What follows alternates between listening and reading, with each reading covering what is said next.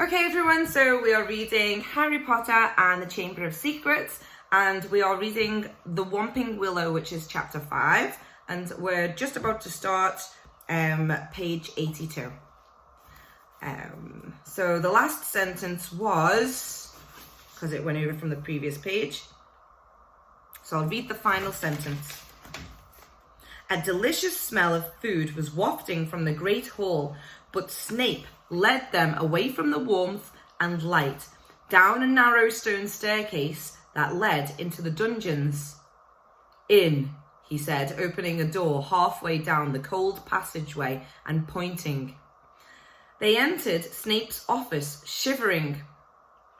The shadowy walls were lined with shelves of large glass jars, in which floated all manner of revolting things Harry didn't really want to know the name of at the moment. The fireplace was dark and empty. Snape closed the door and turned to look at them. So, he said softly, the train isn't good enough for the famous Harry Potter and his faithful sidekick Weasley. Wanted to arrive with a bang, did we, boys? No, sir, it was the barrier at King's Cross. Silence, said Snape coldly. What have you done with the car? Ron gulped. This wasn't the first time Snape had given Harry the impression of being able to read minds. But a moment later he understood, as Snape unrolled today's issue of the Evening Prophet. You were seen, he hissed, showing them the headline. Flying Ford Anglia mystifies Muggles. He began to read aloud. 2 Muggles in London convinced they saw an old car flying over the post office tower at noon in Norfolk. Mrs. Hetty Bayliss, while hanging out her washing, Mr. Angus Fleet of Peebles, reported to the police. 6 or 7 Muggles in all.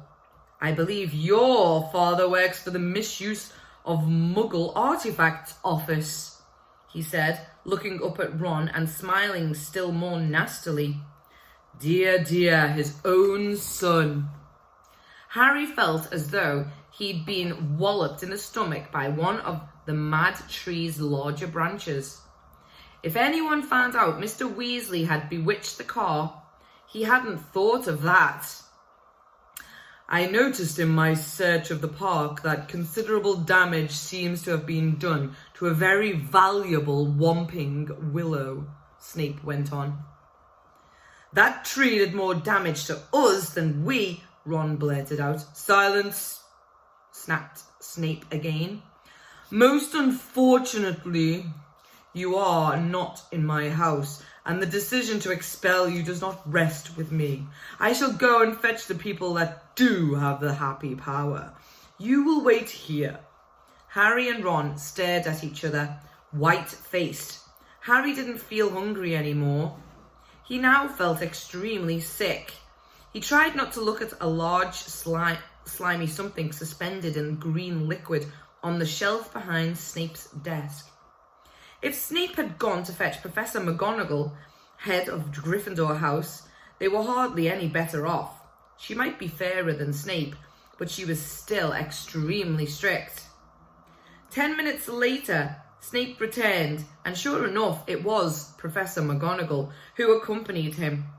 Harry had seen Professor McGonagall angry on several occasions, but either he had forgotten just how thin her mouth could go, or he had never seen her this angry before.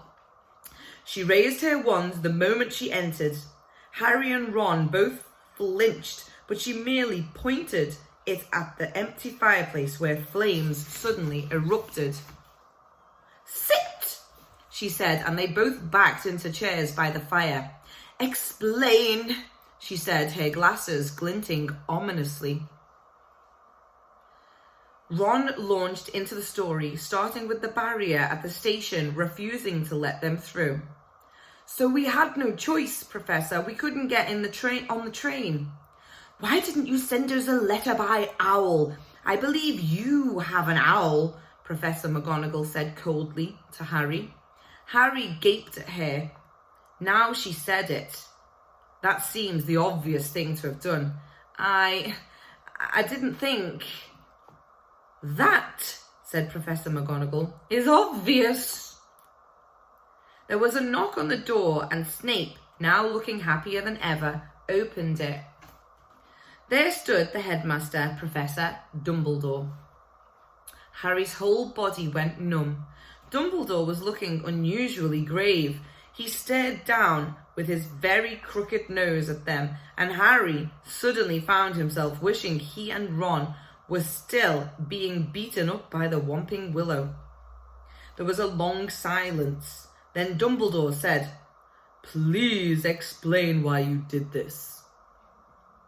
It would have been better if he had shouted. Harry hated the disappointment in his voice. For some reason, he was unable to look Dumbledore in the eyes and spoke instead to his knees. He told Dumbledore everything except that Mr. Weasley owned the bewitched car, making it sound as though he and Ron had happened to find a flying car parked outside the station. He knew Dumbledore would see through this at once, but Dumbledore asked no questions about the car.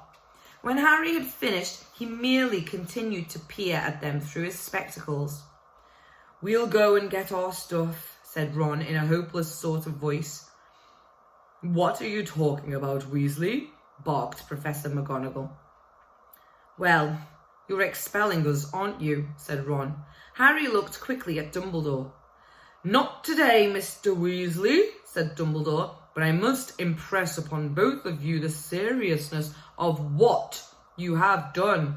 I will be writing to both your families tonight. I must also warn you that if you do anything like this again, I will have no choice but to expel you." Snape looked as though Christmas had been cancelled. He cleared his throat and said, "Professor Dumbledore, these boys have flouted the decree for the restriction of underage wizardry, caused serious damage to an old and valuable tree. Surely acts of this nature." "It will be for Professor McGonagall to decide on these boys' punishment, Severus," said Dumbledore calmly. "They are in her house and are therefore her responsibility." He turned to Professor McGonagall. "I must go back to the feast, Minerva. I've got to give out a few notices. Come, Severus, there's a delicious-looking custard tart I want you to sample." Snape shot a look of pure venom at Harry and Ron as he allowed himself to be swept out of the office, leaving them alone with Professor McGonagall, who was still eyeing them like a wrathful eagle. "You'd better get along to the hospital wing, Weasley. You're bleeding." "Not much," said Ron, hastily wiping the cut over his eye with his sleeve. "Professor, I want to watch my sister being sorted." "Sorting ceremony is over," said Professor McGonagall. "Your sister is also in Gryffindor." "Oh, good," said Ron. "And speaking of Gryffindor," Professor McGonagall said sharply. But Harry cut in. "Professor, when we took the card, term hadn't started, so Gryffindor shouldn't really have points taken from it, should it?" he finished, watching her anxiously. Professor McGonagall gave him a piercing look, but he was sure she had almost smiled. Her mouth looked less thin anyways. "I will not take any points from Gryffindor," she said, and Harry's heart lightened considerably. "But you will both get a detention."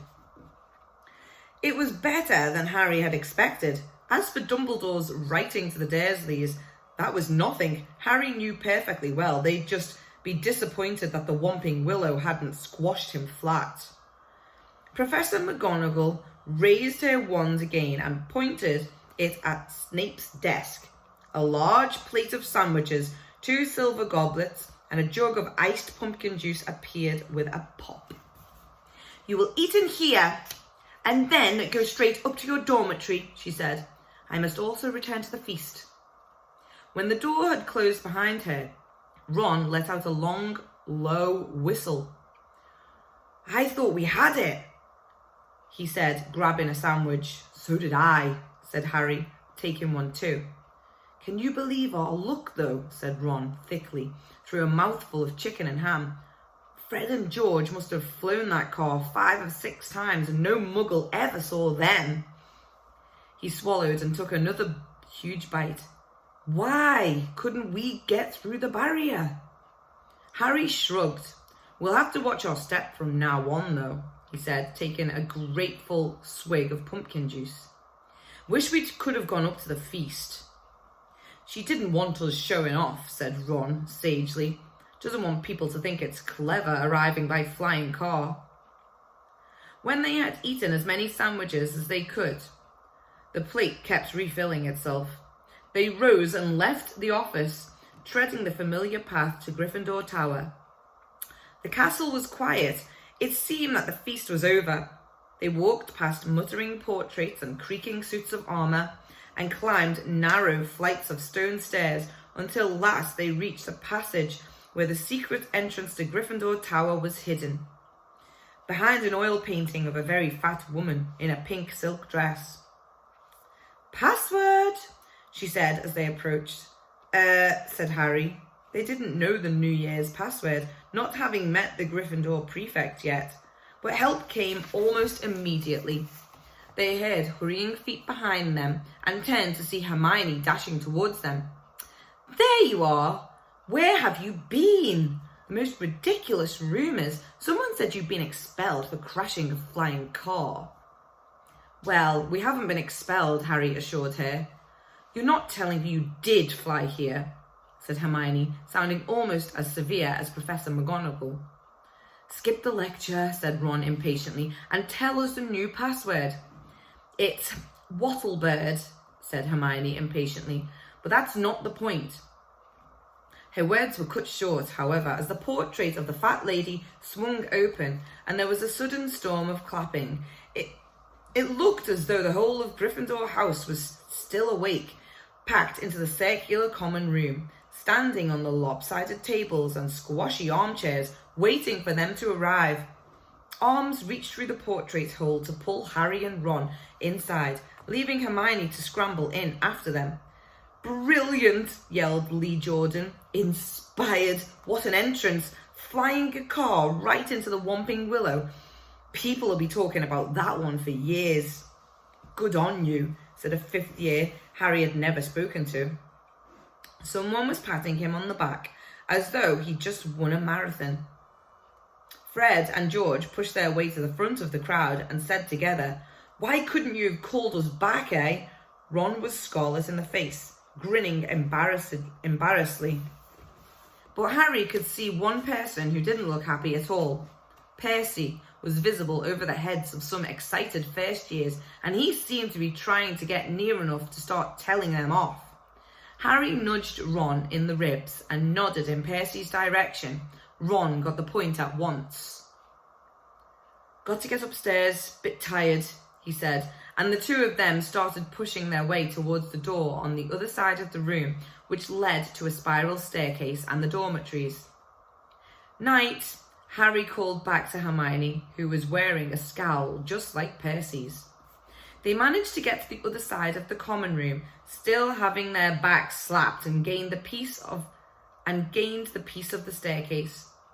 They hurried up it, right to the top, and at last reached the door of their old dormitory, which now had a sign on it saying, Second Years.